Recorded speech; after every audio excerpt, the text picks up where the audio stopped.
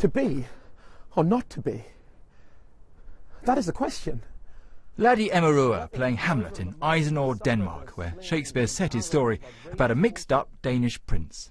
Or to take arms against a sea of troubles, and by opposing, end them. It is the 293rd performance this troupe of players from London's Globe Theatre has given in a record-breaking 197-country world tour. There are 12 actors in the globe-trotting ensemble.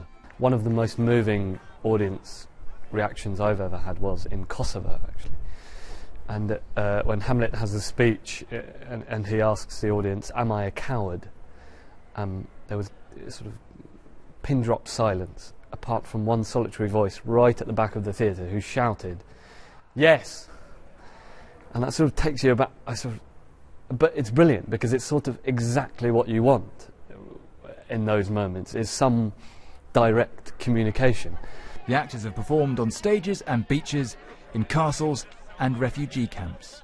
Good afternoon, ladies and gentlemen, and a very, very warm welcome to the Globe to Globe World Tour production of Hamlet. We are now entering our second year of this epic tour to every country in the world. And now here we are in our 96th country, 96. Wherever they went, the actors found the play's themes resonated with their time and place. We also played in Kiev on the eve of their presidential election, with Poroshenko in the front row. And again, we'd spent the day before being given a tour around Maidan Square, and so we knew we were there at a very potentially, a very historic time for them in their modern history. And so, one, we felt incredibly privileged, but two, when all of the stuff about regime change and Fortinbras comes marching through Poland, and it suddenly felt like, it's very, it can never be more precisely resonant. Miranda Foster, who plays Gertrude, was frequently surprised by the range of audience reactions she experienced. When we were in the Caribbean, and she's about to drink the poisoned wine, somebody said, "No!" and shouted for me not to do it.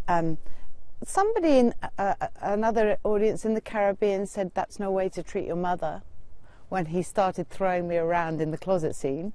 There were no such interventions in Elsinore, where the play is not only well known, but in a way belongs to the Danes as much as it does to the British.